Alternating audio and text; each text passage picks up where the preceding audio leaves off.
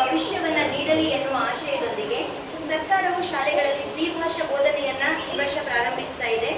ಇದರ ಅನುಕೂಲವನ್ನ ಈ ವರ್ಷದಿಂದ ನಾವೆಲ್ಲರೂ ಪಡೆದುಕೊಳ್ಳಬೇಕು ಎಂದು ಹೇಳುತ್ತಾ ಇಲಾಖಾ ಆದೇಶಾನುಸಾರ ಪ್ರಾರಂಭೋತ್ಸವವನ್ನ ನಾಡಗೀತೆಯೊಂದಿಗೆ ಪ್ರಾರಂಭಿಸೋಣ. ಎಲ್ಲರೂ ನಾಡಗೀತೆಗಾಗಿ ಎದ್ದು ನಿಲ್ಲಬೇಕಾಗಿ ಕೇಳಿಕೊಳ್ತಾ ಇದ್ದೇವೆ.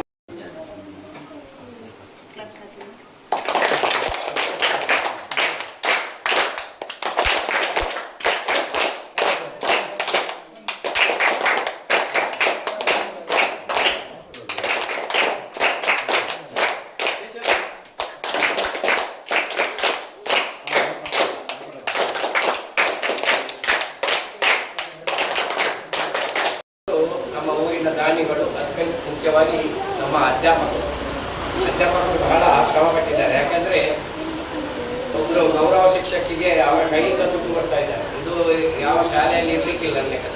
ನಮ್ಮ ಶಾಲೆಯಲ್ಲಿ ಮಾತ್ರ ತೇಳ್ಬೋದು. ನಮ್ಮ ದಾನಿಗಳ ಒಟ್ಟಿಗೆ ಅವರು ತಮ್ಮ ಕೈಯಿಂದ ದುಡ್ಡನ್ನು ಹಾಕಿ ಶಿಕ್ಷಕಿಯನ್ನು ಇಟ್ಟಿದ್ದಾರೆ. ನಿಜವಾಗಿ ಅದು ದೊಡ್ಡ ಕೆಲಸ. ಅದೇ ರೀತಿ ಈಗ ಹಳೆಯ ವಿದ್ಯಾರ್ಥಿಗಳಿಗೆ ಎಲ್ಲ ನಮ್ಗೆ ದೊಡ್ಡ ಜವಾಬ್ದಾರಿ ಸಿಕ್ಕಿದೆ. ಯಾಕೆಂದರೆ ನಾವೆಲ್ಲ ಒಟ್ಟಾಗಿ ಈಗ ಈ ಶಾಲೆಯನ್ನು ಉಳಿಸುವಂತಹ ಕಾರ್ಯವನ್ನು ನಾವು ಮಾಡಬೇಕಾಗಿದೆ. ಅದಕ್ಕಾಗಿ ನಾನು ಹಳೆಯ ವಿದ್ಯಾರ್ಥಿ ಸಂಘದ ಅಧ್ಯಕ್ಷನಾಗಿ ಒಬ್ಬನಿಂದಾಗಲಿ ಕಾರ್ಯದರ್ಶಿ ಆಗಲಿ ಎಲ್ಲರಿಗೂ ಸಾಧ್ಯ ಇಲ್ಲ. ಒಬ್ಬರಿಗೊಬ್ಬರು ಯಾಕಂದರೆ ಮನೆಯಲ್ಲಿ 72 ವರ್ಷ ಅಂದರೆ ಯಾರೆಲ್ಲಿ ಇರ್ಬೋದು ಅಂತ ನಿಮ್ಗೆ ತಿಳಿಸಿ. ಎಷ್ಟು ವರ್ಷದಿಂದ ಯಾಕಂದರೆ ಇಲ್ಲಿ ಕಲಿತಂಥ ವಿದ್ಯಾರ್ಥಿಗಳು ಇವತ್ತು ದೊಡ್ಡ ದೊಡ್ಡ ಹುದ್ದೆಯಲ್ಲಿದ್ದಾರೆ, ಹೊರ ರಾಷ್ಟ್ರದಲ್ಲಿದ್ದಾರೆ, ಇಂಜಿನಿಯರ್ ಇದ್ದಾರೆ, ದೊಡ್ಡ ದೊಡ್ಡ ಹುದ್ದೆಯಲ್ಲಿದ್ದಾರೆ. ಅದರಿಂದಾಗಿ ನಮಗೆ ಇದನ್ನು ಇಂಗ್ಲೀಷ್ ಮಾಧ್ಯಮ ಮಾಡಲಿಕ್ಕೆ ಅಷ್ಟು ಕಷ್ಟ ಅಲ್ಲ ಅಂತ ನಾನು ಹೇಳುವುದು. ಆದರೆ ನಮ್ಮಲ್ಲಿ ನಾಯಕತ್ವದ ಕೊರತೆ, ಹೆಗಲು ಕೊಡುವವರು ಬೇಕು.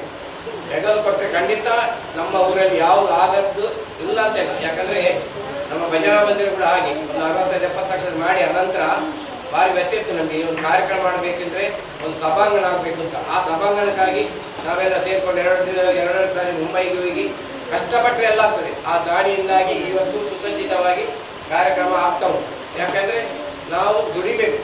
ನಮ್ಮ ಹಳೆಯ ವಿದ್ಯಾರ್ಥಿಗಳು ಜಾಸ್ತಿ ಬೇಡ, 10 ಜನ ನಾವು ಒಳ್ಳೆಯದಾಗಿ ದುಡಿದ್ರು ಎಂಥ ಕಾರ್ಯವನ್ನು ಮಾಡಬಹುದು ಅಂತ ಈ ಸಂದರ್ಭದಲ್ಲಿ ಹೇಳ್ತೇವೆ. ಮತ್ತು ವಿದ್ಯಾಭ್ಯಾಸದ ಮಟ್ಟಿಗೆ, ವಿದ್ಯಾಭ್ಯಾಸ ಅಂದರೆ ಐರಿನವರು 12 ವರ್ಷ ಆಯಿತು, 15 ವರ್ಷ ಆಯಿತು ಶಾಲೆಗೆ ಬಂದು. ಅವರು ಇರುವಾಗ ಸಮಸ್ಯೆ ಇರಲಿಲ್ಲ. ಯಾಕಂದರೆ ನಮಗೇನಾದ್ರು ಬರಲಿಕ್ಕೆ ಕೇಳ್ತಿದ್ರು, ಎಂಥ ಸಮಸ್ಯೆ ಅವರಿಗೆ ಕೆಲಸ ಮಾತ್ರ ಕೇಳುವುದೊಂದೇ ಕೆಲಸ. ಅವರಿಗಾಗಿ ಸ್ವಂತಕ್ಕಾಗಿ ಅಲ್ಲ, ಶಾಲೆಗಾಗಿ. ಕಂಪ್ಯೂಟರ್ ಇಲ್ಲ, ಅದಿಲ್ಲ, ಇದಿಲ್ಲ ಅಂತ ಏನಾದರೂ ಮಾಡಿ ನಮ್ಮ ದಾನಿಗಳನ್ನು ಒದಗಿಸ್ತೇವೆ ಖಂಡಿತವಾಗಿ.